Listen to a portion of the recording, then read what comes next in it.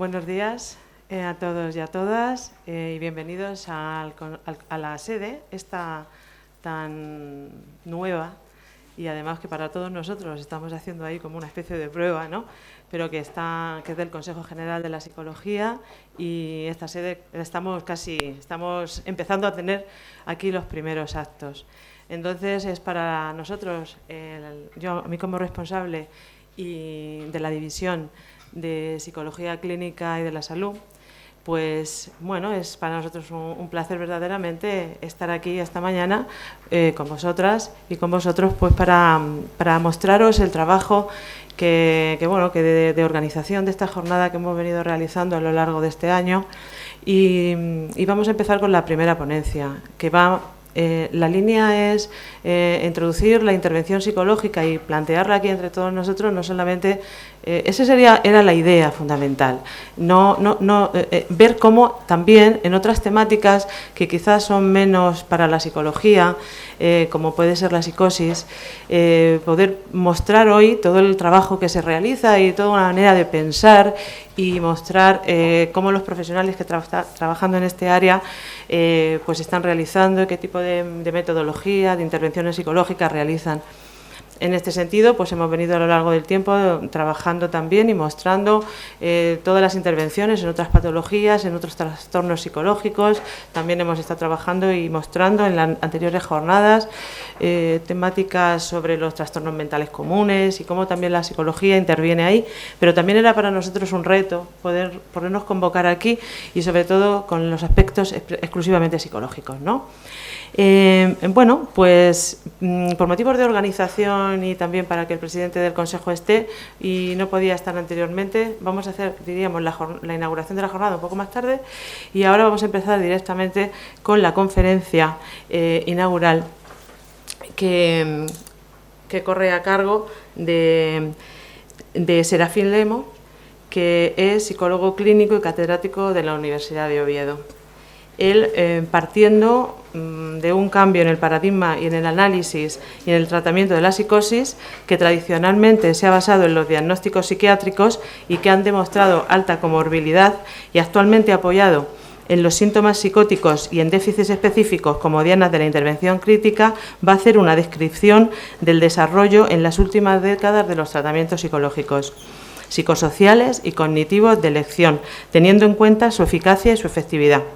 Y en este sentido hablará especialmente de la terapia cognitivo-conductual para los síntomas psicóticos positivos y negativos, la psicoeducación, el entrenamiento en habilidades sociales, las intervenciones familiares y la rehabilitación en general. Las terapias de tercera generación aportan, y va a mostrar cómo aportan interesantes aspectos en la recuperación clínica y social, tanto en la terapia de aceptación y compromiso como otras terapias contextuales.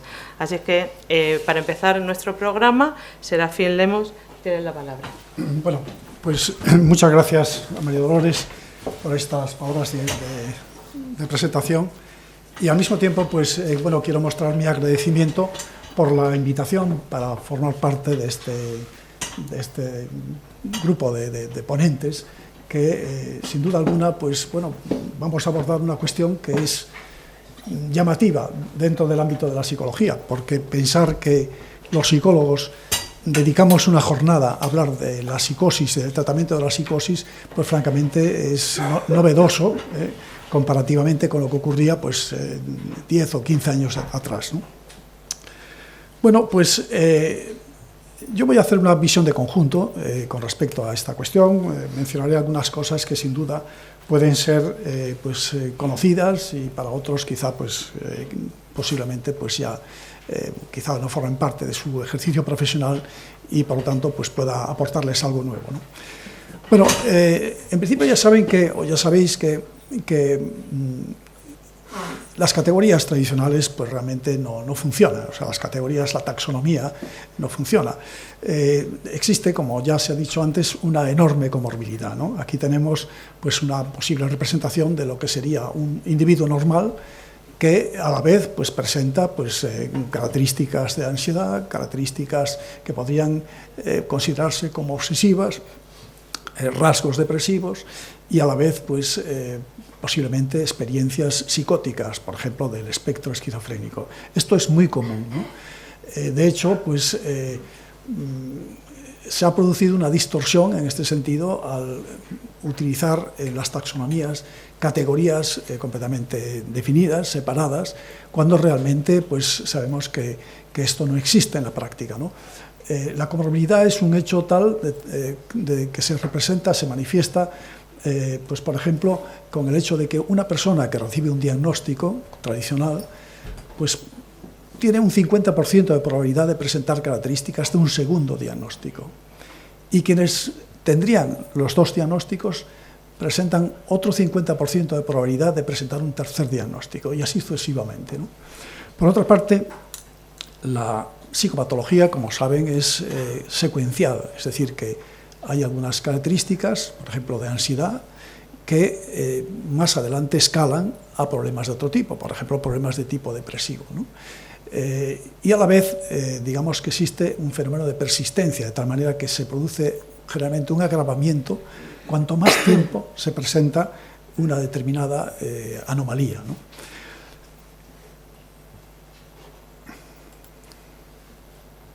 Por ejemplo, en este estudio que hicieron en Nueva Zelanda, en Dunedin, sobre una muestra de unos 1000 y pico personas normales, que se han seguido desde los 3 años hasta los 38 años, lo que se comprobó es que realmente los problemas psicológicos, los trastornos de diverso tipo, pues cuando se analizan mediante análisis factoriales confirmatorios, demuestran que hay dos grandes grupos, como ya saben, ¿no? Patología externalizante, es decir, consumo de drogas, problemas de conducta, etc., y patología internalizante, que se refiere pues, a trastornos de ansiedad, trastornos depresivos, fobias, en fin, problemas obsesivos, etc., ¿no? Y que con el tiempo, cuando estas personas se mantienen de una manera persistente, es muy frecuente que aparezcan ya trastornos que podrían llamarse trastornos psicóticos, o sea, problemas del pensamiento, problemas que tienen que ver con patología pues, psicótica, ¿no? Bien, por lo tanto, resumiendo estas ideas iniciales, lo que vemos es que existe alta comorbilidad, que realmente las causas son comunes para muchos problemas y que a la vez también los enfoques que tienen que ver con la proyección práctica, terapéutica, también, digamos que pueden servir para cualquier tipo de trastornos. Esto digo que era impensable tiempo atrás en el ámbito de la psiquiatría, considerar, por ejemplo, que las técnicas psicológicas podrían utilizarse en la psicosis, ¿no? Bueno, saben también que la psicosis no es más que una distorsión en la percepción de la realidad. Es este fenómeno de experiencias de hipersignificado. Es decir, la persona psicótica, como saben, es una persona que intenta ver o interpretar la realidad desde una perspectiva claramente distorsionada y dándole un significado que no tiene, ¿no?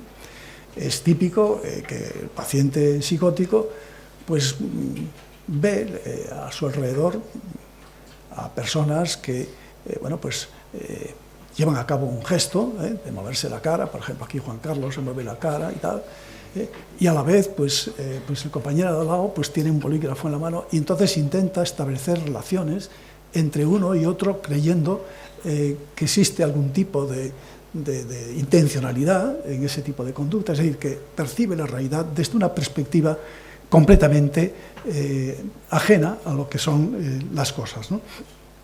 Y a la vez el paciente psicótico se siente atraído por un conjunto de estímulos que para la persona normal son completamente irrelevantes, estímulos que sin duda pues, digamos que la persona normal filtra, pero que la persona psicótica pues capta con un significado especial. Basta que capte su atención para que tenga que darles a su vez una explicación, un significado a eso que percibe. Como saben, las personas normales toleramos mal el vacío, el no saber qué ocurre alrededor y necesitamos interpretarlo de alguna manera, ¿no? De tal manera que cuando nosotros tenemos o adquirimos el uso de razón, pues vamos constantemente interpretando nuestra realidad, ¿no? Y decimos, esto es por esto, fulanito hace esto por tal motivo, o por cualquier otro, ¿no? Y entonces, digamos que, como dice el neurólogo Gazzaniga, en nuestro hemisferio izquierdo llevamos como una especie de intérprete, de tal manera que estamos constantemente dando explicación a las cosas que ocurren, que observamos, que acontecen a nuestro alrededor. Y bien, esa explicación, pues una vez que se establece, es como si se pusiera una banderita. Esto es así, ¿no? Y ya, efectivamente, esa creencia, esa interpretación, pues determina el futuro de la percepción de la realidad, ¿no? Bien, saben también que con respecto a la psicosis, pues realmente, digamos que desde un punto de vista causal, son fenómenos que, lejos de ser enfermedades, son simplemente experiencias anómalas, sin duda alguna, experiencias extrañas en la interpretación de la realidad, que vienen determinados por varios factores, ¿no? Evidentemente, hay factores que tienen que ver con la propia constitución física, con la genética incluso, y luego otros factores que son más bien contextuales, que son más bien sociales, ¿no? Por ejemplo, los traumas en la infancia son factores muy importantes a los que concretamente la investigación sobre la psicosis se le está concediendo cada vez mayor por lo tanto, valor. Las experiencias traumáticas en la infancia o en la adolescencia, el bullying, etcétera. La emigración, en el sentido de que los grupos que han emigrado, pues tienen el riesgo de volverse o ser marginales dentro de la nueva cultura en la que se encuentran, con los aspectos negativos que esto conlleva, y al mismo tiempo el consumo de sustancias. El caso del cannabis es, por ejemplo, un caso típico. Sabemos que el cannabis en personas con cierta predisposición pues desencadenan fácilmente experiencias de tipo psicótico, ¿no? Igual que las anfetaminas, por ejemplo, ¿no? Todo ello, pues de alguna manera es lo que genera un estado de estrés que lleva precisamente a una distorsión de la realidad, a una percepción de la realidad de una manera anómala, a una atribución de significado que no es la correcta. Evidentemente, no podemos negar de ninguna manera la importancia que tiene la genética, pero no es la genética realmente crucial en esta cuestión de la psicosis, como saben, ¿no? Sino que la genética lo único que produce es una especie de capacidad, digamos,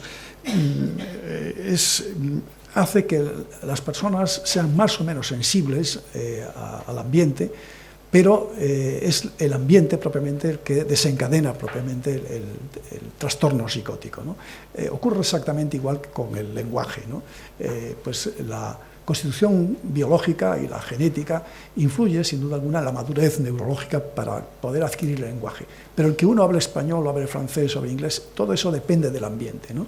Y esto es lo que más o menos sucede también con las psicosis, ¿no? Bueno, con respecto a las experiencias psicóticas, en este preámbulo que estamos haciendo, saben que, bueno, la mayoría de la gente, sin duda alguna, no presenta características propiamente psicóticas, ¿no? Es lo que ahí tendríamos en el nivel 0, en donde no podemos decir que haya síntomas que clásicamente se llaman psicopatológicos, ¿no?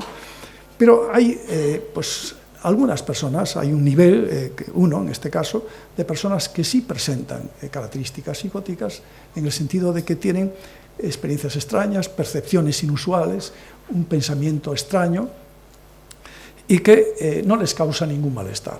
Evidentemente no tendría mucho sentido considerar a estas personas pues, psicóticas y menos pues, clientes para un tratamiento psicológico, ¿no? En cambio, hay otras personas que efectivamente presentan estos síntomas, pero de una manera incidental, es decir, cuando presentan un alto nivel de ansiedad o se encuentran muy deprimidos en estados de alto estrés, es cuando se desencadenan estos síntomas, ¿no? Pero normalmente este tipo de síntomas desaparece fácilmente cuando la persona se tranquiliza, etc., ¿no? Y, en cambio, habría un tercer nivel de personas que realmente presentan experiencias inusuales, por ejemplo, alucinaciones o ideas delirantes, y que les genera malestar, tienen un contenido pues negativo, insultante, que, como digo, genera un alto nivel de estrés y que normalmente suelen pedir ayuda profesional, ¿no? a partir de ahí, pues es cuando podemos decir que existe un cuadro psicótico, ¿no? Bueno, esta situación pues más o menos se refleja en lo que aquí expongo, en el sentido de que hay pues una serie de personas en la población general que presentan un alto riesgo de psicosis, pero es una proporción muy pequeña. Solamente en determinadas circunstancias o ante determinados ambientes es cuando pueden desencadenar un trastorno psicótico. Concretamente, os recuerdo que en las primeras ediciones del DSM fueron muy sensibles al ambiente. Es curioso que, por ejemplo, el DSM-1 fue un catálogo que era exclusivamente estadístico, ¿no?, con el propósito de ver qué tipo de necesidades había la población para prestarles servicios. Pero el DSM-2 fue desarrollado básicamente por Adolf Meyer, que este psiquiatra de origen suizo, que luego trabajó en Norteamérica, pues hablaba de reacciones neuróticas, reacciones psicóticas, es decir, consideraba los trastornos mentales como formas desadaptativas con respecto al ambiente, ¿no? De tal manera que, curiosamente, tenían esta visión que luego desapareció en el DSM-3, donde se instauraron los trastornos como si fueran realmente categorías naturales. Pues bien, hay personas normales que de vez en cuando transitan a la psicosis con una, como ven, con una proporción muy pequeña, un 0,6%, ¿no? Hay otras personas que presentan ya más factores de riesgo y que la transición es mucho más frecuente, el 10%, y sobre todo a psicosis de tipo afectivo. Y luego, pues,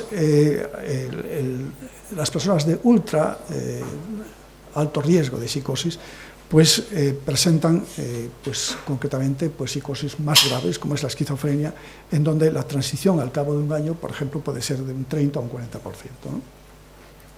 Bueno, estas, como ya sabéis, son las dimensiones que ahora mismo establece el DSM-5, en donde ya no se habla solamente de criterio del número de síntomas, sino que se habla de dimensiones con una cierta visión de continuidad, ¿no? Alucinaciones y delirios serían las características más típicas de la esquizofrenia, y bueno, luego tenemos el lenguaje desorganizado, conductas motoras, síntomas negativos, déficits cognitivos o estados de ánimo pues, depresivos o maníacos, ¿no? En la esquizofrenia, como saben, el perfil es este, donde predominan las alucinaciones y las ideas delirantes. En el trastorno que se le llama esquizoafectivo, o que el DSM califica así, se añaden pues, precisamente síntomas o características de tipo afectivo, bien sean depresivos en la fase depresiva o maníacos en la fase correspondiente, ¿no? Y también pues, han introducido un síndrome deficitario en donde además se añaden pues, fenómenos de déficit cognitivo, ¿no? En donde realmente tenía más sentido también la rehabilitación cognitiva o la recuperación de las funciones cognitivas, como luego comentaremos. Bueno, ya más recientemente pues, el grupo del National Institute of Mental Health en Estados Unidos pues, intenta sustituir las DSM y estos sistemas taxonómicos por los criterios, los dominios, ¿no? Los RDC, los dominios para la investigación, en donde bueno, pues, presentan cinco dominios, pero que en realidad es un sistema muy basado en la neurobiología, ¿no? Realmente tiene poco interés para los psicólogos y bueno, pues sencillamente pues para la investigación, para intentar coordinar lo que serían los síntomas o las características psicológicas con ciertas anomalías de carácter neurológico. Bien, lo que hoy día tenemos cuando hablamos de las características psicóticas, ahí vemos a la derecha pues los fenómenos o los síntomas que podríamos decir más típicos de la psicosis, ideas delirantes, ansiedad social, pensamiento extraño, mágico, etc. Entonces se observa que hay rasgos o características que se presentan muy frecuentemente, ¿no? Cuanto más grueso es el trazo, digamos que mayor es la asociación o la correlación estadística, ¿no? Por ejemplo, entre pues, el no tener vida social, no tener amigos íntimos, y la suspicacia. Estos son fenómenos muy frecuentes en el inicio de la psicosis en muchos jóvenes, ¿no? Lo mismo que ocurre entre el pensamiento extraño, pensamiento mágico, y las percepciones extrañas, es decir, las ideas, pues los fenómenos alucinatorios, ¿no? Y en cambio, pues las rayas negativas indicarían pues una correlación a su vez pues negativa, las rayas rojas, perdón. Bueno, ya para ir ultimando estos detalles, pues vemos que concretamente en la psicosis nos encontramos con que generalmente los varones presentan más bien síntomas de tipo negativo, es decir, déficits en el lenguaje, déficits en la vida afectiva, social, déficits en el pensamiento en general, déficits cognitivos, y en cambio en las mujeres son más frecuentes los síntomas positivos, lo que determina propiamente la psicosis clásica, ¿no? Es decir, las alucinaciones y los delirios, ¿no? Y también fenómenos de tipo depresivo. Normalmente esta es la realidad estadística de cómo suele comenzar la psicosis. Y vemos que la prevalencia en la población general de los síntomas psicóticos es aproximadamente un 3%. Suele ser mayor la presencia de características alucinatorias y fenómenos delirantes en jóvenes. Aproximadamente puede decirse que un 15% de los jóvenes, o de los adolescentes más bien, presentan fenómenos de tipo alucinatorio, pero normalmente se resuelven solos con el paso del tiempo, o sea que muy poca gente luego transita a una psicosis franca, ¿no? Al final, como vemos, el 3% es lo que tenemos en la población general. Y ya recientemente pues, se está intentando hacer una evaluación de los fenómenos psicóticos mediante los smartphones, ¿no? Programas de ordenador, programas informáticos que permiten obtener información durante el día en varios momentos para establecer precisamente relaciones entre las características psicóticas o las experiencias psicóticas y el contexto en el que la persona está viviendo, ¿no? Estas son herramientas que están utilizando concretamente en Maastricht el grupo de Van Noos, en donde pues, durante el día pues, se le van enviando una serie de preguntas sobre si en ese momento la persona está notando algo extraño, percibiendo algo raro o sencillamente pues, con experiencias o sensaciones raras, extrañas, para que la persona valore exactamente qué es lo que ocurre en ese momento. De tal manera que al cabo del día vemos cómo va fluctuando el estado de ánimo, el pensamiento, las experiencias sensoriales, de tal manera de que podamos ver hasta qué punto eso cambia y cómo se relaciona con el medio ambiente.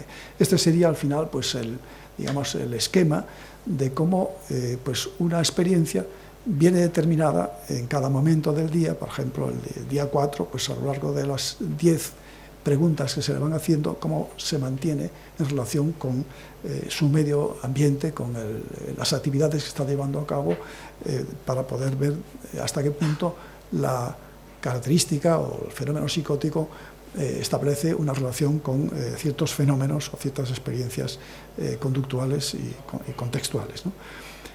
Bueno, y esto es lo que permite hacer esos análisis mucho más específicos para ver cómo se relaciona un fenómeno con otro. Por ejemplo, el hecho de que una persona pues, haya dormido mal, pues genera malestar, a su vez genera pues, cambios en su manera de ver las cosas, genera por tanto suspicacia, a la vez la suspicacia genera malestar, el malestar pues, tiene consecuencias sobre su rendimiento, a su vez pues, da lugar con mayor facilidad a ideas delirantes, y estas a su vez a alucinaciones, y las alucinaciones a su vez son interpretadas delirantemente. En fin, todo esto permite ver hasta qué punto estos bucles ocurren en la realidad, y como vemos es algo muy lejano al diagnóstico clásico de ponerle una etiqueta a un paciente, ¿no? Permite ver de una manera mucho más dinámica lo que ocurre y por qué aparecen esas características y con qué intensidad.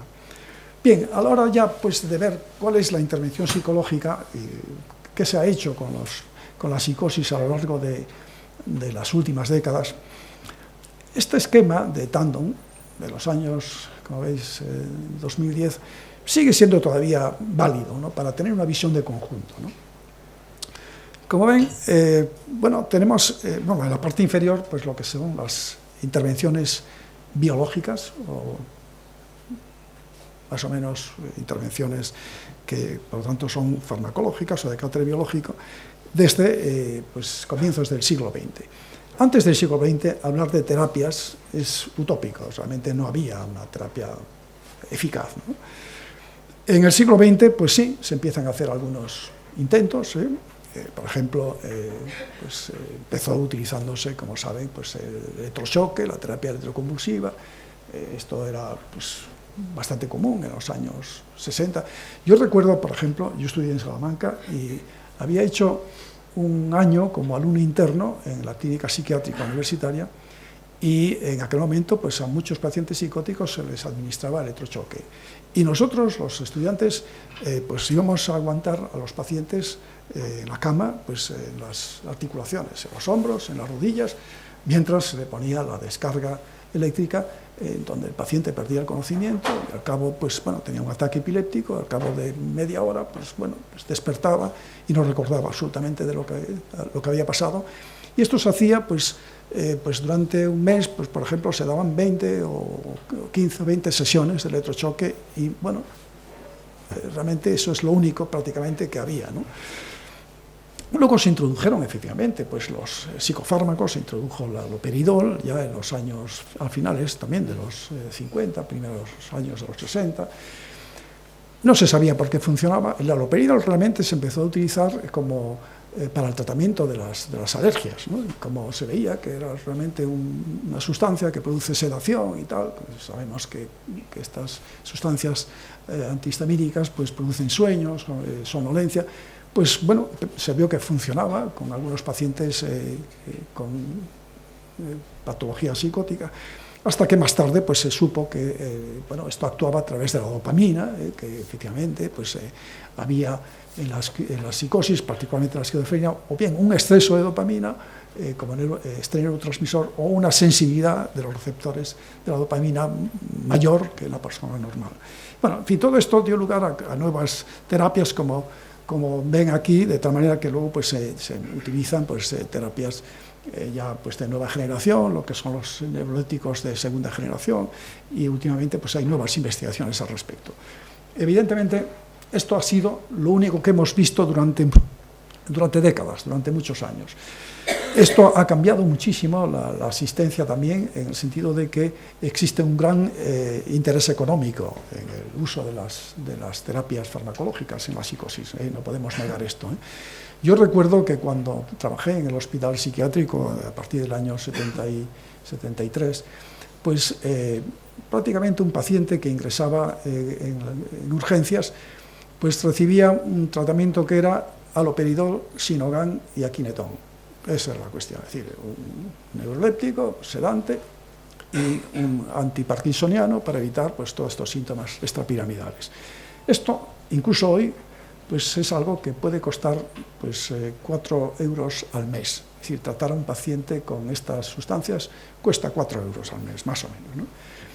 Se han introducido los nuevos fármacos neurolépticos, la risperidona o la olanzapina y tal, que ahora mismo cuestan pues, 400, 500 euros al mes. Es decir, que se ha escalado extraordinariamente en el precio, pero la eficacia no es mucho mejor. Es decir, que se dice que efectivamente que los síntomas parkinsonianos pues, no son tan importantes, tan graves, pero vamos, tampoco hay grandes abismos de diferencia, ¿no? Y por lo tanto hay un gran negocio, hay un gran interés en ese sentido. Pero nunca se habló de las terapias psicológicas realmente todos estos años, ¿no? Hasta que, digamos que bueno, pues eso se va instaurando muy lentamente. Por ejemplo, el psicoanálisis sí empezó a utilizarse, pues, no por Freud, que Freud creía que era imposible establecer un contacto y una adherencia y al mismo tiempo, digamos, una empatía con un paciente psicótico. Pero sí, por ejemplo, Jung sí que empezó a utilizar el psicoanálisis. Luego ya más tarde, pues, como sabéis, el psicoanálisis empezó a introducir conceptos que, sobre todo para las familias, han sido, pues, probablemente negativos, ¿no? Hablar de la madre esquizofrenógena, por ejemplo, como como alguien que tiene la culpa de que un hijo o una hija desarrolle un cuadro psicótico, pues realmente, primero, no es cierto, y segundo, que es muy estigmatizante para la familia, ¿no? Y otras digamos, escuelas que de alguna manera pues enfatizan sobre el papel negativo que ha jugado la familia, etc. De tal manera que ha sido en los años 70 cuando empieza ya a plantearse, sí, el tema de la familia, pero desde otra óptica, ¿no? Uno de los fenómenos que siempre hemos visto en los hospitales es que un paciente que ingresa con un trastorno psicótico, pues al cabo de, pues 15 días o 3 semanas mejora, se le da el alta, y algunos pues realmente duran un tiempo sin volver a recaer, ¿no? En cambio, otros pues recaían al cabo de muy poco tiempo, de tal manera que se producía el fenómeno de las puertas giratorias, o sea, se le daba el alta, volvía a ingresar, en fin. Y entonces fue cuando se planteó que algo podría ocurrir en su contexto, ¿no? En el medio en el que la persona vive, sobre todo considerando que podría generar un especial estrés, ¿no? Y esto fue lo que dio lugar, sobre todo, a las intervenciones familiares, sobre todo basadas en el concepto de la emoción expresada que conocen, ¿no? Es decir, la emoción expresada, como saben, probablemente para muchos de ustedes es muy familiar, pero quizás si alguno no lo recuerda, incluía 3 conceptos, ¿no? El hecho de digamos, un ambiente crítico, es decir, cuando el paciente vuelve a su casa, se encuentra con padres que son muy críticos y dicen, oye, es que no nos dejas dormir, es que estás toda la noche levantándote, es que gastas mucho dinero, es que no haces nada, y constantemente con una crítica, ¿no? El otro concepto es el de la hostilidad, que va más allá de la crítica, porque la crítica en realidad es una censura de la conducta que la persona lleva a cabo, pero la hostilidad se refiere más bien a una descalificación de la persona. Yo recuerdo en las visitas domiciliarias que he hecho a muchos pacientes, hablar con la familia, y algún padre, por ejemplo, me decía, es que yo a mi hijo, es que le digo, oye, tírate al tren, si es que no tiene solución, si es que ya, si es que no vales para nada, y tal. Y de tal manera que realmente esto, digamos, es mucho más grave, mucho más serio, y vivir en un ambiente con una familia con estas características, pues realmente es muy estresante. Y otro tipo de concepto o de característica de la emoción expresada era la sobreimplicación emocional, es decir, una excesiva ansiedad en la familia, de tal manera que, pues esa ansiedad pues se transmite a la persona, pues en este caso con problemas, porque se le trata a veces como un niño, como si fuera una persona que no tiene capacidad para autorregularse, y entonces estos ambientes son los que se comprobó que sin duda podrían influir en la reactivación de los síntomas, ¿no? Bien, pues esto forma parte de todos esos orígenes de la terapia familiar, digamos, con mayor eficacia clínica, ¿no? Bien, luego la psicoeducación ha sido también otro aspecto muy importante para la psicoeducación, para que la persona que tiene un problema psicótico pues sea capaz de manejar sus síntomas, sea capaz de entender qué características influyen en su comienzo, qué características influyen en su reactivación, en qué contextos, etcétera, ¿no? Y que sepan, como digo, pues gestionar su propio problema, ¿no? Y curiosamente las terapias psicológicas aparecen propiamente desde el punto de vista cognitivo-conductual ya a finales de los 90 y comienzos de los años 2000, es decir, que tienen una reciente pues presencia en nuestros dispositivos existenciales, ¿no? No se pensaba que podría ser útil esto en pacientes con características psicóticas, puesto que es algo que venía del ámbito de los problemas de ansiedad, de la depresión, etcétera, ¿no? En fin, todo esto es lo que ha ocurrido, y luego, pues, como ven, pues todas estas terapias, que luego se hablará durante estas jornadas, que son las terapias de tercera generación, las terapias contextuales, tal, y la recuperación cognitiva es algo proporcionalmente más reciente, ¿no? Bien, precisamente dentro de lo que han sido esas terapias o pseudoterapias, pues realmente las terapias basadas en el agua pues han sido muchísimas, ¿no? Los baños, los packs, envolver al paciente en baños, en trapos húmedos, ¿no? Para ver si esto cambiaba la bioquímica de su organismo y tal. digamos, los chorros, las trampas para hacer caer al paciente sorpresivamente en una piscina, etc. Todo esto ha sido muy frecuente en el siglo XX. Os recuerdo también el caso de Julius Jurek, que bueno, pues fue un médico austríaco que observó que un paciente que tenía características psicóticas un día pues se enfermó por un cuadro de malaria, y entonces pues al salir de ese estado febril pues le pareció que había mejorado, digamos, en sus características, en su sintomatología psicótica. Entonces empezó a utilizar la malarioterapia, o sea, provocar voluntariamente cuadros febriles con la tuberculosis, la malaria, el tifus. Y bueno, y a este hombre le dieron el premio Nobel de medicina por haber, digamos, introducido una nueva terapia para el tratamiento de la psicosis, lo cual, en fin, tiene narices, ¿no? Ladislao von Meduna, también este médico húngaro, pues partiendo, como seguramente recordáis, de aquella concepción que luego se demostró errónea de que la esquizofrenia y la epilepsia son enfermedades, digamos, que de alguna manera son contradictorias, es decir, que no pueden presentarse a la vez, creyó que podría curarse la sintomatología esquizofrénica provocando estados epilépticos, ¿no?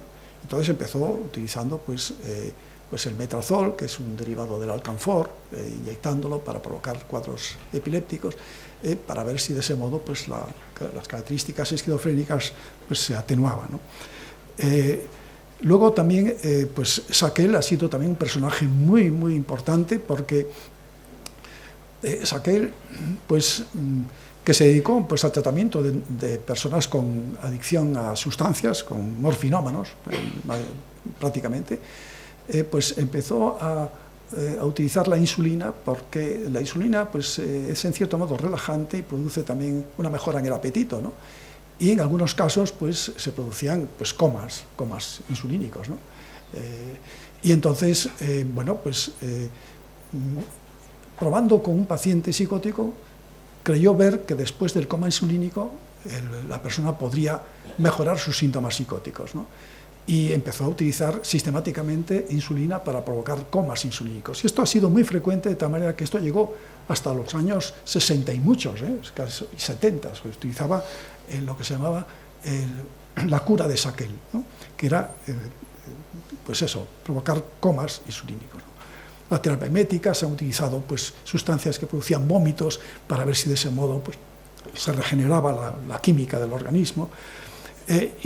Hugo Cerletti fue el que introdujo precisamente el electrochoque, ¿no? O sea, empezó observando en un matadero de Roma que a los cerdos, antes de sacrificarlos, pues les ponían pues unos electrodos para, digamos, dejarles inconscientes, provocándoles un cuadro epiléptico, y luego les sacrificaban. Empezó a utilizar todo esto pues también en personas con psicosis.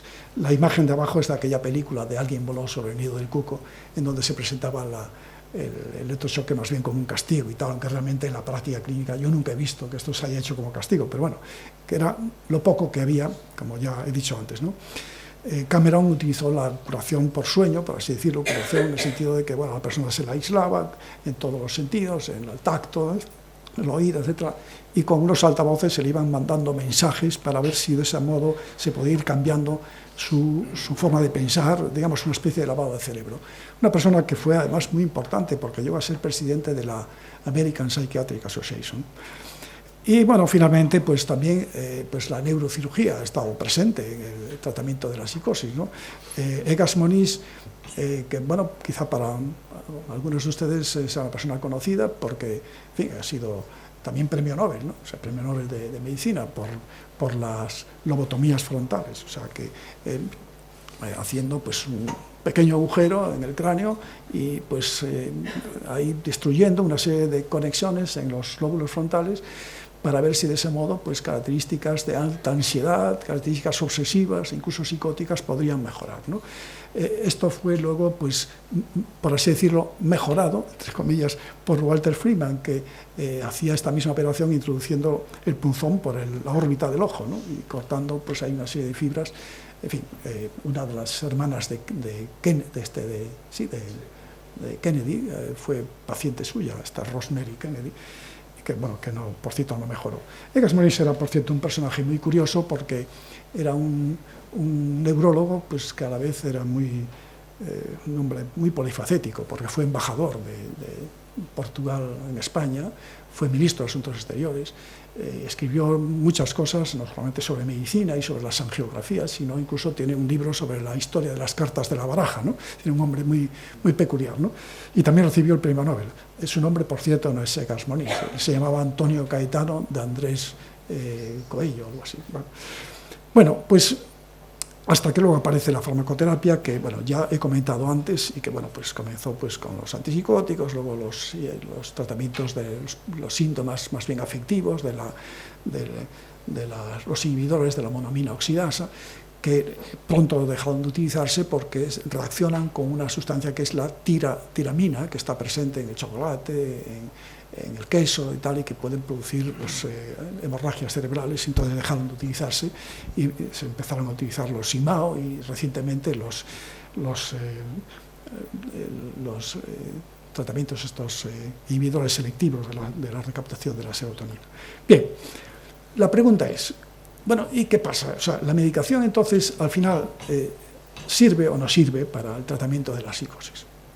Entonces vemos que la medicación, como veis, pues realmente no cura. Así que de claro, la medicación no cura, la medicación pues, es un tratamiento paliativo para ir tirando, para reducir un poco esa problemática, o al menos la intensidad. No les voy a leer todo lo que tienen ahí, porque ya lo ven ustedes mismos, de tal manera que, por otra parte, la mayoría de los pacientes pues, son muy resistentes a seguir con la medicación por una serie de efectos secundarios que esto genera, ¿no? Produce además la medicación muchos efectos secundarios, muchos síntomas extrapiramidales o problemas metabólicos, sobre todo pues, un aumento de peso excesivo y bueno, otros muchos problemas, como ven que ahí tienen pues, detallados, ¿no? Incluso pues, algunos de los antipsicóticos, por ejemplo la clozapina, que fue uno de los primeros antipsicóticos atípicos, pues produce pues de vez en cuando la granulocitosis, es decir, destruye los glóbulos blancos, de tal manera que con una pequeña infección la persona se puede morir, es decir, con una gripe o con cualquier otra cosa, de tal manera que bueno, hay que estar haciéndoles análisis de sangre cada 15 días para ver si en fin, los niveles de glóbulos blancos están más o menos bien, ¿no? Estables. Bien, por otra parte, como ven, la medicación, aunque mejorase o atenuase un poco los síntomas, pues no crea problemas, no crea habilidades que sean útiles para este tipo de pacientes. No mejora la conciencia, el insight que tiene de sus problemas, no mejora las habilidades sociales, y desde luego no contribuye a la solución de los problemas y a la rehabilitación, ¿no? De tal manera que la verdad es que todo el mundo, todas las asociaciones científicas y profesionales, todo el mundo insta a utilizar psicoterapia.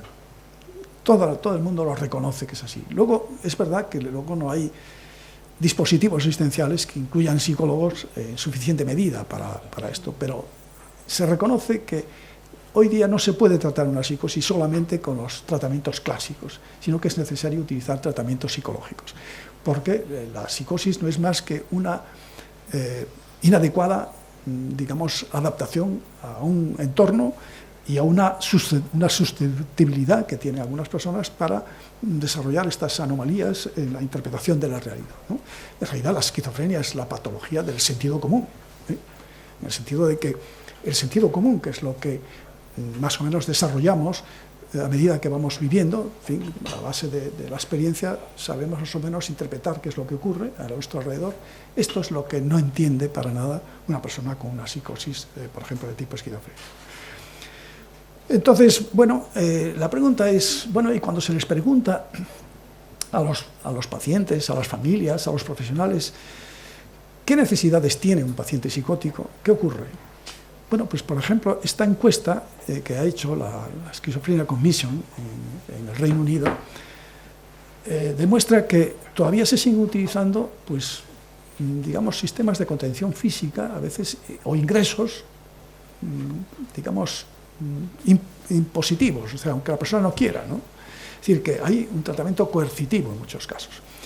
Se utilizan un montón de fármacos, sin mucha lógica, con altas dosis, que apenas hay terapias psicológicas, que no se les enseña a las personas con estos problemas a manejar su problema, es decir, no hay una psicoeducación, tampoco, por tanto, pues tienen acceso al trabajo, a los estudios, etc. Y que además todos sabemos que las personas con psicosis, sobre todo con la psicosis esquizofrénica, se mueren antes. Por lo menos 10 o 15 años antes que las personas de su generación.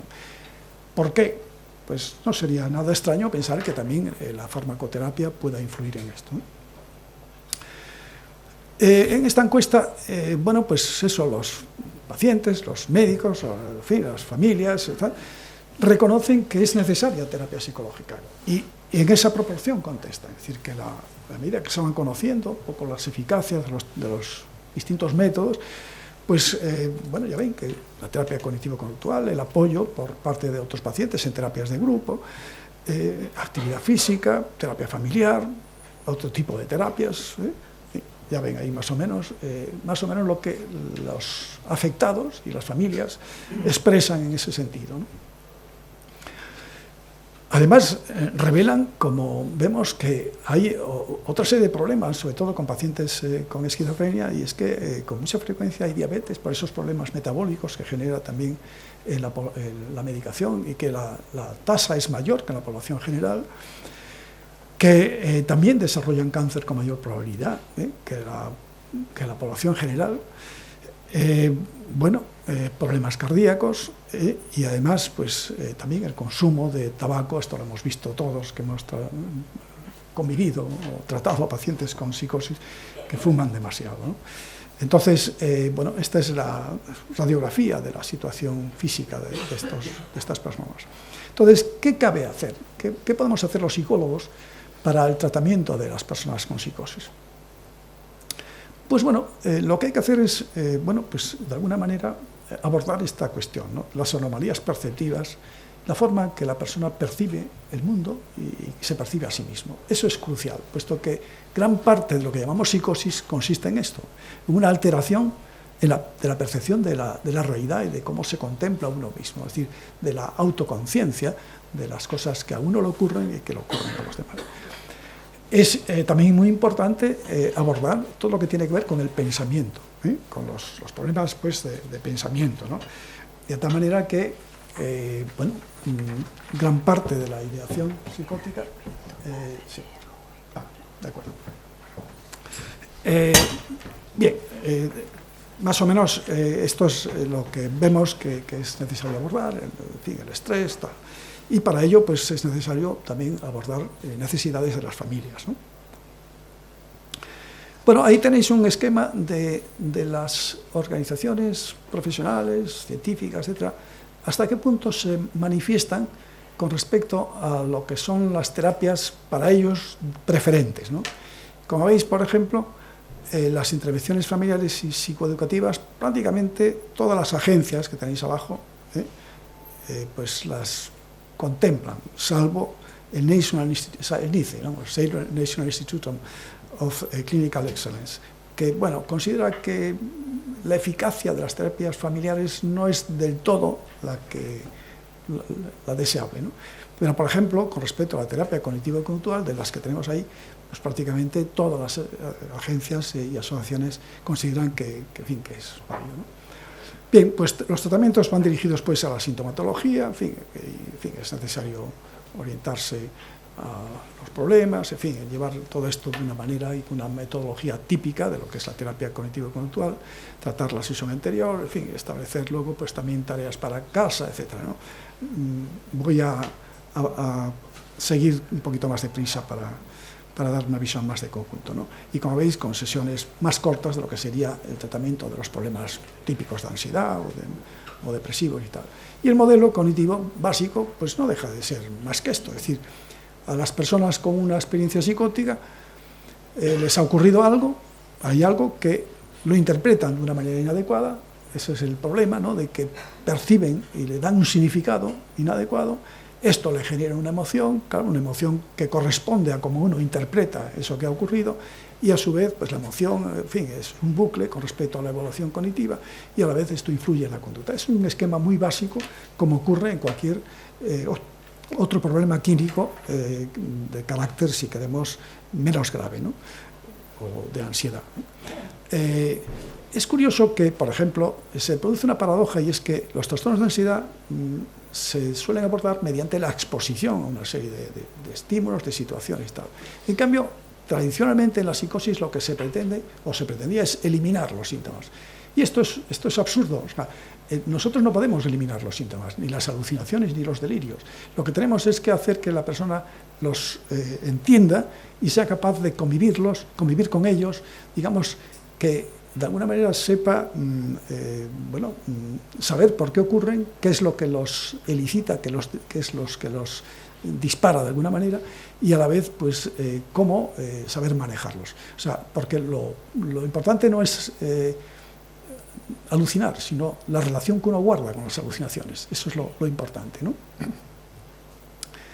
Bueno, de tal manera que el esquema básico es el esquema del análisis funcional de conducta, donde hay una serie de situaciones básicas, hay digamos, el esquema B, donde sería no solamente la biología, sino, digamos, toda la vida de la persona, todo el contexto de la persona, y luego la conducta, de tal manera que es necesario entender también cómo le afecta. Y bueno, pues eso, hay que preguntar al paciente cómo empezó todo esto, si hubo algún cambio, cómo lo afecta, de tal manera de qué consecuencias tiene en su vida, y cómo reacciona, cómo lo evita, y qué mecanismos utiliza para afrontar esas situaciones, ¿no?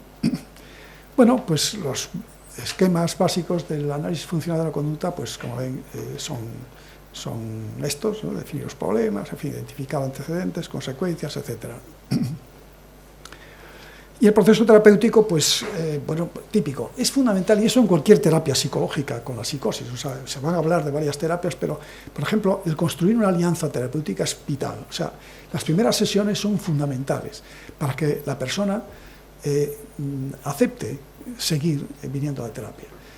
Y esto hay que trabajarlo durante cierto tiempo, porque es muy fácil que una persona con problemas psicóticos pues no quiera, se resista, tenga a su vez malas experiencias de terapias anteriores, y entonces, pues, digamos que haya un compromiso y a la vez pues, se realice esa evaluación previa, es fundamental.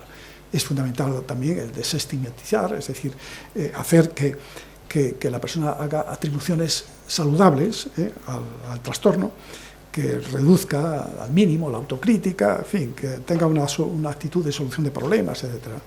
Modificar los pensamientos automáticos, es decir, hay que registrar los pensamientos, ver qué datos se apoyan, ver si hay distorsiones cognitivas, es decir, que la persona ignora datos, o los magnifica, o los minimiza, o los personaliza, en fin, analizar todo esto, analizar luego pues, los pensamientos, utilizar estrategias conductuales en el sentido de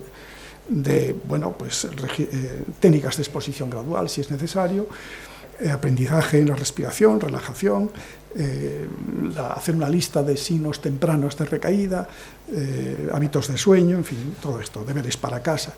En fin, todo esto es lo que de alguna manera incluye el proceso terapéutico con una terapia cognitivo-conductual. Ya ven que lo que sería el compromiso previo, digamos que hay que hacerlo lentamente, poco a poco, y bueno, pues puede haber algún tipo de dificultades en la colaboración por experiencias previas del propio paciente.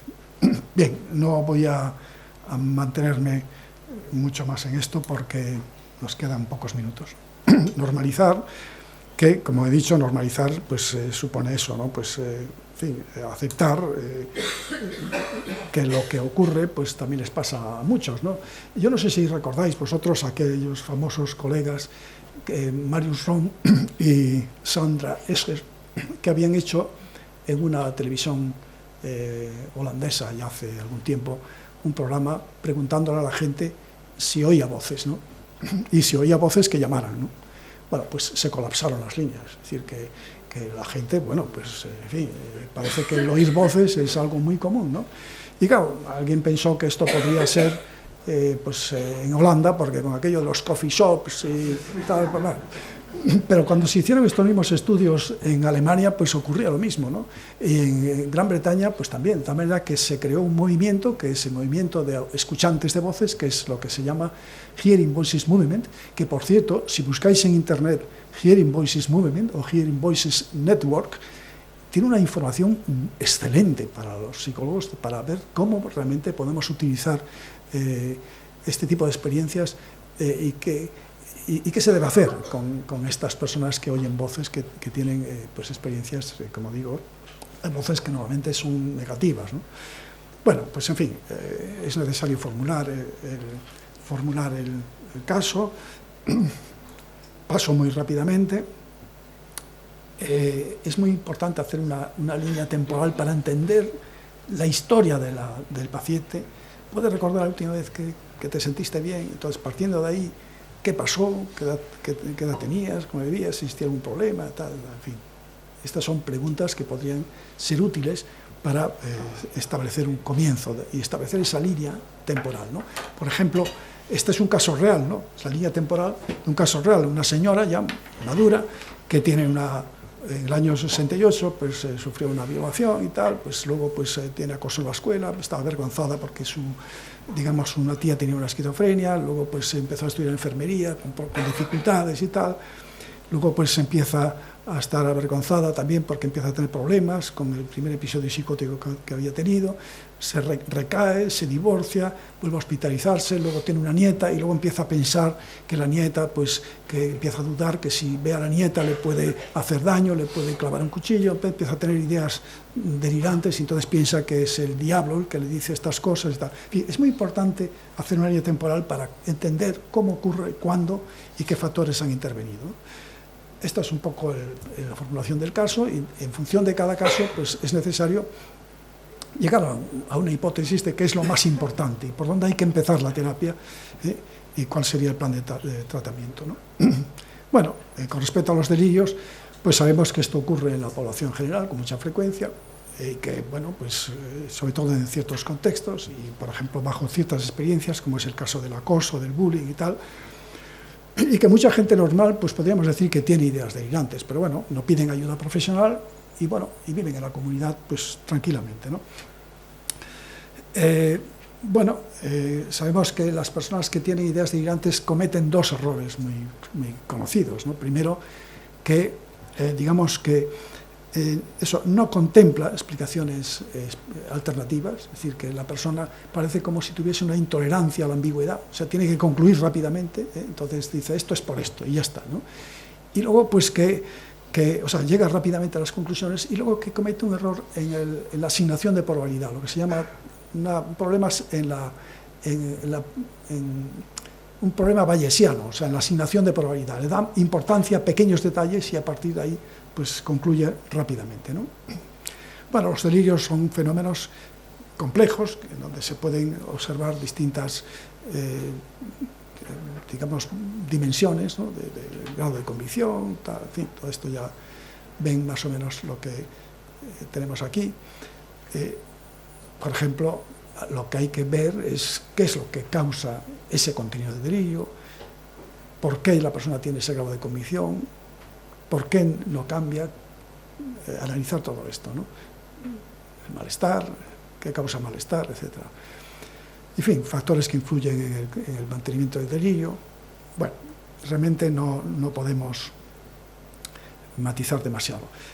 Lo que sí es verdad es que se produce con los pacientes delirantes el fenómeno de la reactancia psicológica, es decir, que si a un paciente le decimos, no, eso que dices es una tontería, no puede estar, que es lo que le dice la familia, ¿no?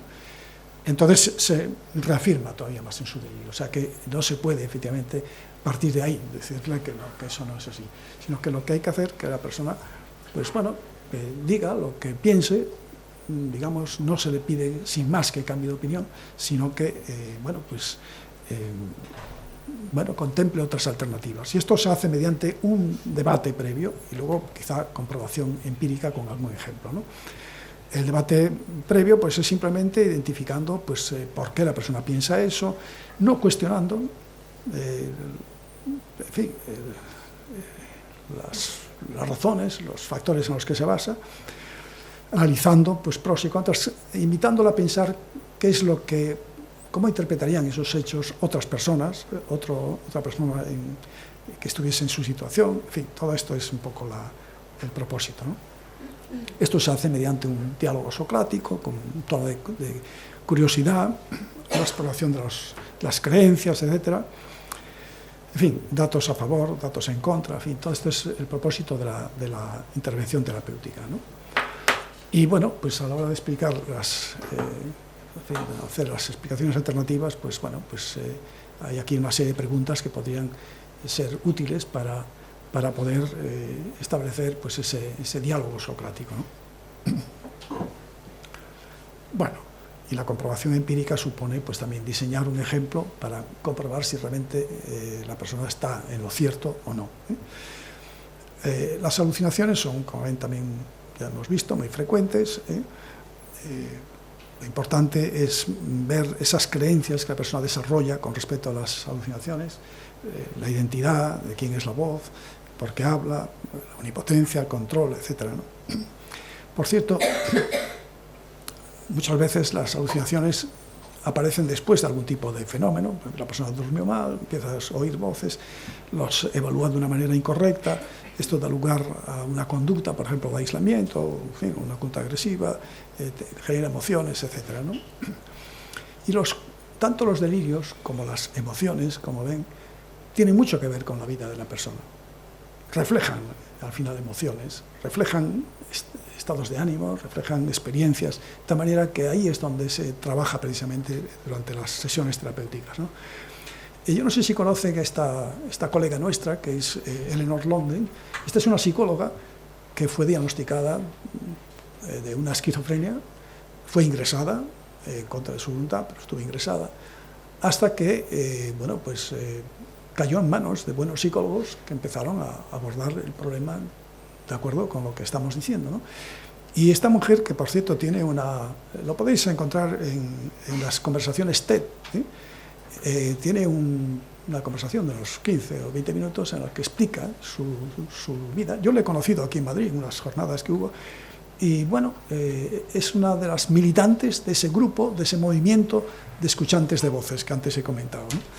Y bueno, realmente hace unas aportaciones muy interesantes y bueno, tiene una serie de publicaciones también útiles en revistas científicas, ¿no? O sea que es una persona que fue diagnosticada de una psicosis, que luego se recuperó y que, bueno, hace aportaciones interesantes. Bueno, y lo importante en las voces, como vemos, es dar sentido. En fin, las voces pues no indican que una persona tenga un trastorno, en fin, guardan relación con la vida de la persona, con los acontecimientos vitales, etcétera, ¿no?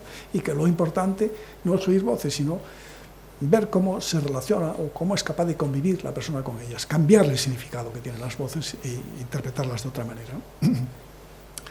Vamos terminando. En fin, esto ya no... Vamos a... Muy interesante, muy conveniente utilizar siempre también escalas, como es el caso de la escala Seyratz, para evaluar las dimensiones de las alucinaciones, de los delirios, para ver también la evolución con el paso de la terapia, ¿no? Bueno, realmente, sí, a propósito de las alucinaciones, realmente se han utilizado estrategias de distracción. Esto es lo que se ha hecho siempre, hacer que la persona esté distraída en las clínicas, mediante la terapia ocupacional y todo esto. Pero digamos que hoy día tiene más sentido hacer una focalización, hacer que la persona realmente se aborde en la terapia directamente las voces, empezando por lo que genera menos ansiedad, las características físicas de las voces. ¿Son de hombre, de mujer? ¿Es una voz conocida o no? En fin. Y luego, bueno, pues sí, poco a poco entrando en el contenido. ¿Y qué dicen? Y entonces, bueno, pues poco a poco ir analizando la relación que tiene ese contenido con la propia vida del paciente. Las voces, en realidad, no son más que lenguaje interno y que hacen referencia a cosas que a la persona le han preocupado, que le generan malestar, que le generan, pues, por tanto, gran ansiedad.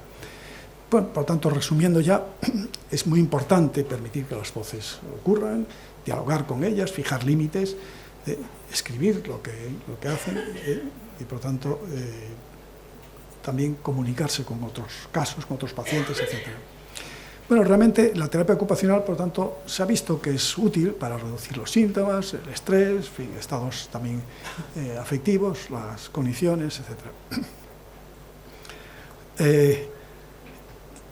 Ha sido especialmente útil con los síntomas positivos.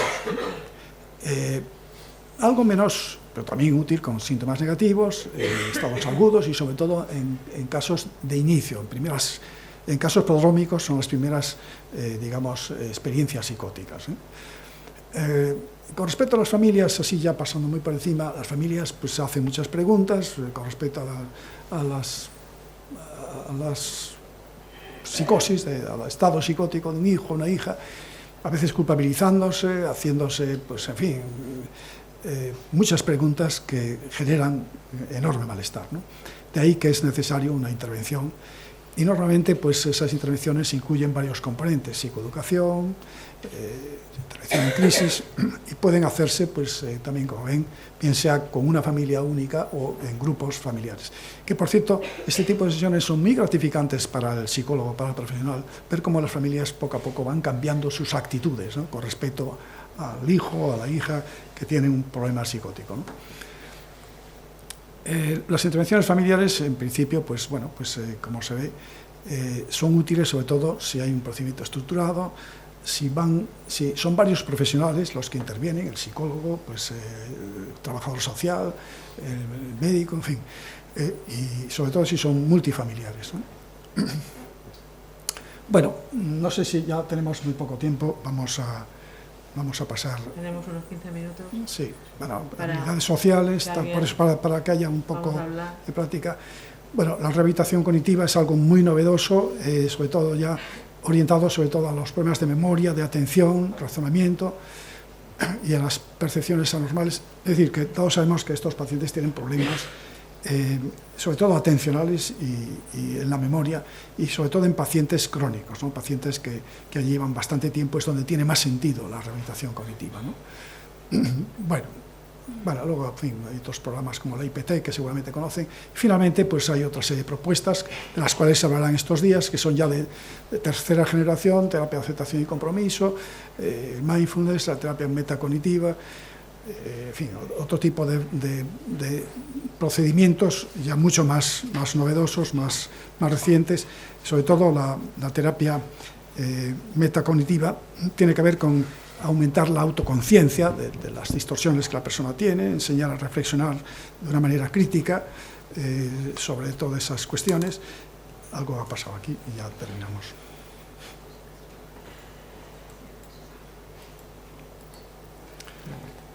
Bien, en definitiva,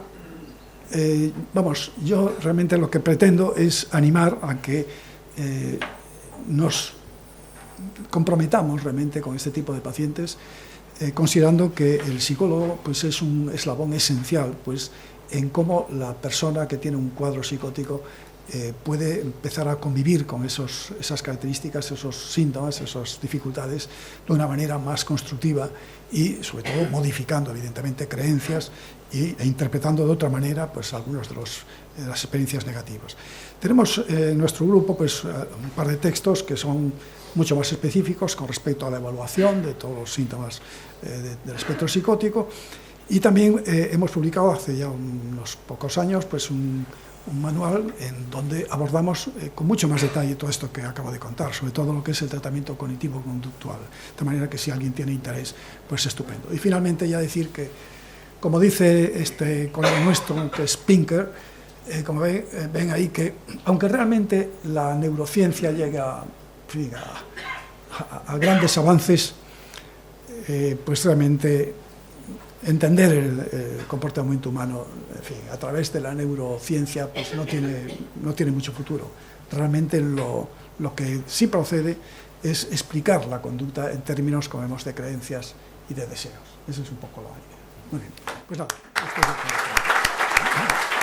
Y sí que nos hace la necesidad, ¿no? Nos introduce su contextualización en la necesidad de avanzar en el campo y en el cambio de paradigma que incluya más establecidamente las terapias psicológicas. Y es un reto, parece que nos deja como análisis, es un reto de calidad en la atención, en la salud psicológica y en la salud mental de las personas. Y también es un reto para las políticas sanitarias, por lo que yo veo, por lo que se puede sustraer de sus comentarios, y específicamente en la salud mental. Y también es un reto para los profesionales de la psicología, y en este caso por esto, esta jornada también con esta temática, para poder encontrar nuevas voces, nuevas explicaciones, nuevas visiones y miradas que nos permita también a los profesionales de la psicología en nuestra práctica clínica tener más formación y poder tener también este interés, ¿no? Este interés por esta temática que a veces dentro de nuestra propia profesión se nos coloca en un lugar donde estas temáticas también están excluidas. Y yo creo que también está relacionado mucho con la historia, ¿no? O sea, con esta historia que el profesor nos ha comentado en el momento actual. Es muy poco tiempo el que llevamos aplicando estas terapias psicológicas y que todavía estamos como en una etapa de desarrollo. Así que bueno, pues ahí estamos como para que hoy podamos compartir todos los que estáis trabajando y para motivar a los que no lo están haciendo para que lo hagan. Así que a raíz de las cuestiones que ha planteado en su conferencia el profesor Serafín Lemos, que cualquier comentario que queráis hacer, cualquier pregunta o cualquier sugerencia, ¿vale? Jesús, pues esa parte del micro no lo sé. ¿El micro? ¿Tenéis un micro? Lo tiene Raquel. Raquel lo tiene. Pero a ver. Sí, te dejo aquí mientras que viene Raquel. Sí, bueno, antes de nada felicitarte por la presentación y la forma clara de explicarlo y la cantidad de información que nos has dado en poquísimo tiempo, ¿no? Yo quería preguntarte sobre todo por esto que has hablado del modelo dimensional de la psicosis, que me parece un acercamiento muy interesante a los pacientes, también más amable con ellos, entendiendo la psicosis como un continuo en el que estaríamos todos de alguna forma, y los pacientes, al tener más cantidad de atribución de hipersignificación, pues estarían más cerca, ¿no? Y desde este modelo yo te quería preguntar qué opinas sobre la utilización del término esquizofrenia, que está más asociado a un modelo más categorial, más de una enfermedad natural, y si crees que deberíamos cambiarlo por el de psicosis o dimensión psicótica o algún otro nombre. Sí, pues mira, yo te contesto muy claramente. La esquizofrenia no existe. No existe. Existe la psicosis, pero no existe la esquizofrenia. Es decir, de hecho, no sé si sabéis que ya existe un gran debate a nivel internacional sobre el hecho de cambiar el término de esquizofrenia por otro término a veces muy ambiguo, como es trastorno de integración neuronal. En fin, hay varias propuestas para sustituir el término, pero todo el mundo sensato, todo el mundo que se dedica a la investigación e incluso a la clínica, está de acuerdo en que la esquizofrenia no existe, de tal manera que es un constructo que tiene un origen muy conocido ya desde la época de Kraepelin, y que pues luego se ha ido cosificando con las nuevas ediciones del DSM y tal, pero todos sabemos que no hay dos pacientes que reciban el diagnóstico de esquizofrenia que sean iguales. En absoluto, o sea, unos efectivamente presentan características más delirantes, otros pues en cambio lo que tienen es una conducta muy empobrecida, con síntomas sobre todo negativos, es decir, de anedonia, de pobreza pues en el lenguaje, pobreza afectiva, abandono en su conducta, en su aseo, etcétera, ¿no? Es decir, hay una enorme variabilidad y de hecho, vuelvo a repetir, o sea, la esquizofrenia como enfermedad o como trastorno propiamente no existe, ¿no? Lo único que hay son conductas y experiencias psicóticas que, bueno, pues desde un punto de vista taxonómico se le ha llamado esquizofrenia, pero que realmente podemos englobar como una forma más de experiencia psicótica, ¿no? Y que sencillamente, pues bueno, pues esto es, como vemos, abordable psicológicamente, aparte de que yo con esto no quiero negar que efectivamente pueda ser necesario en cuadros agudos el uso de medicación para que el paciente se estabilice y tal, ¿no? Pero eso no tiene nada que ver con el diagnóstico, es decir, que es una cuestión al margen, ¿no? Por lo tanto, psicosis sí es verdad que existe en la población, pero esquizofrenia como constructo, la verdad es que no tiene validez, o sea, no hay validez de constructo, o sea, que así de claro, ¿no? Y esto no lo digo yo, esto lo dicen también muchos psiquiatras, o sea, por ejemplo, uno de los psiquiatras que ha hecho escuela y que tiene especial interés y que yo creo que si tienen ocasión pueden leer algo, es Jim Van Os.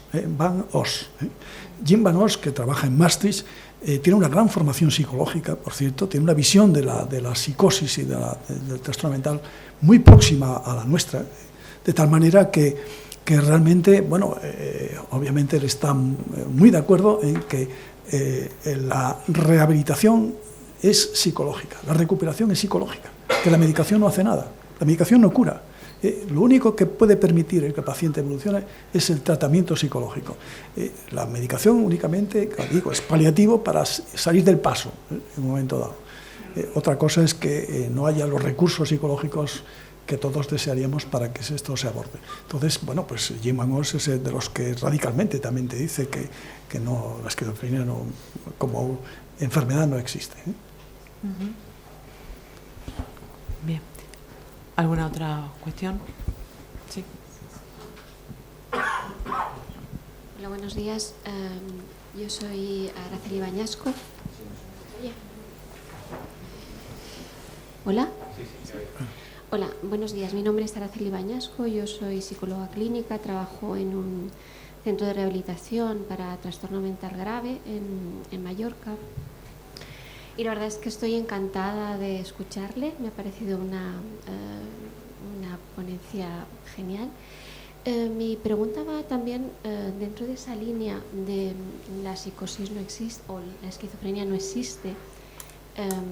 Cuando tenemos un paciente que está medicado, que está muy medicado, que sabemos además que esa medicación le afecta negativamente a sus capacidades cognitivas, a su capacidad de afrontar su funcionalidad, ¿no? Como profesionales, ¿qué margen tenemos de actuación ahí? Bueno, en ese tema hay que andar un poco con pies de plomo. Es decir, yo recuerdo, por ejemplo, los años que trabajé en un hospital psiquiátrico, ¿no? Pues, de hecho, yo empecé mi vida profesional en un hospital psiquiátrico, luego me dediqué más a la investigación en la universidad. Pues siempre nos encontramos con pacientes que a veces ingresaban y que te decía la familia, no, es que el psicólogo le dijo que dejase toda medicación y tal. Y bueno, el paciente pues empezó de nuevo a recaer porque su contexto no había cambiado para nada y por lo tanto se volvió a reactivar la sintomatología. Y entonces, digamos que siempre veía que los psiquiatras decían, oye, esto es denunciable, es decir, al psicólogo se le puede denunciar.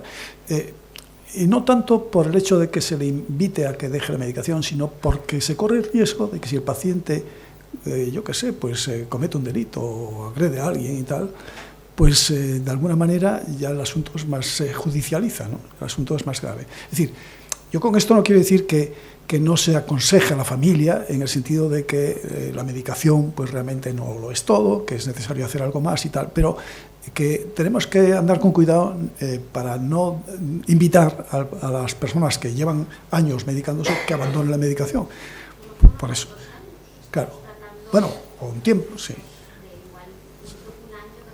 Claro. O sea, lo ideal, evidentemente, es que la medicación se reduzca, eso estábamos de acuerdo, ¿no? Y que se instaure un procedimiento, pues como vemos, más amplio, en fin, donde se aborde la psicoeducación con la familia, la psicoeducación con el paciente y a la vez pues aborde en terapia ya individual la problemática específica que ese caso requiere, ¿no? con el tratamiento que procede, ¿no? Pero si ese paciente está medicado, pues claro, decirle que abandone la medicación, pues no. Únicamente quizá habría que en todo caso establecer contacto con el médico que le lleva, pero bueno, y si es una persona que, en fin, tiene 2 dedos de frente, pues aceptaría un poco una revisión del asunto. Yo lo que puedo decir, por ejemplo, nosotros hemos iniciado un programa de intervención temprana en el área de Cantabria, en el área de Torrelavega, para pacientes que inician su cuadro psicótico, ¿no? Es un programa de prevención temprana de psicosis. Y los pacientes que tienen una terapia cognitivo-conductual desde el principio aprenden a manejar su problema y sus síntomas, de tal manera que es raro que recaigan, y si recaen, se recuperan mucho antes que la persona normal. En los pacientes que nosotros llevamos, en las recaídas que ha habido, pues realmente los días de hospitalización han sido muy escasos. Y claro, hay que tener en cuenta además que la terapia psicológica es altamente rentable en los pacientes, porque el costo diario de un paciente que ingresa por un cuadro agudo puede ser de 500 euros diarios, entre la medicación, la parte de hostelería, el personal y tal. Eso es lo que cuesta un paciente al día que ingresa a un hospital. Si tú convences al gerente que la terapia psicológica puede evitar que el paciente ingrese, es altamente rentable, ¿no? Entonces, digamos que es útil para el paciente y es útil para el sistema, ¿no?, la terapia psicológica, ¿no? Pero que en todo caso, en lo que tú preguntas más específicamente, pues es verdad que un paciente que está muy medicado, pues claro, yo no me atrevería a decirle, mira, ha dejado todo, ¿no? O sea, sino que yo intentaría establecer contacto, en todo caso, con el médico que le lleva, para ver cómo se puede, de alguna manera, pues ir reduciendo progresivamente la medicación en la medida en que se inicia ya una terapia sistemáticamente, una terapia que, bueno, que puede generalmente durar, pues a lo mejor un año. Es decir, que el primer trimestre, pues a lo mejor hay que citarle todas las semanas, ¿no? Después cada 15 días y luego pues una vez al mes, ¿no? O sea, se van prolongando las consultas muy poco a poco, ¿no? Pero eso es lo que yo creo que habría que hacer, ¿no? Sobre todo para no correr riesgos por si acaso ocurre algo y la familia, pues que hoy día son muy reivindicativas, pues atribuye al psicólogo el hecho de que se le haya invitado a abandonar completamente el tratamiento que tenía, ¿no? Bueno, pues como es la hora, muchísimas gracias por la conferencia y por vuestras preguntas, y vamos a dar paso a la mesa siguiente, a la mesa redonda, que es a las 11, y ya vamos en hora y así vamos a ir haciéndolo todo adecuadamente. Así que muchísimas gracias por la conferencia.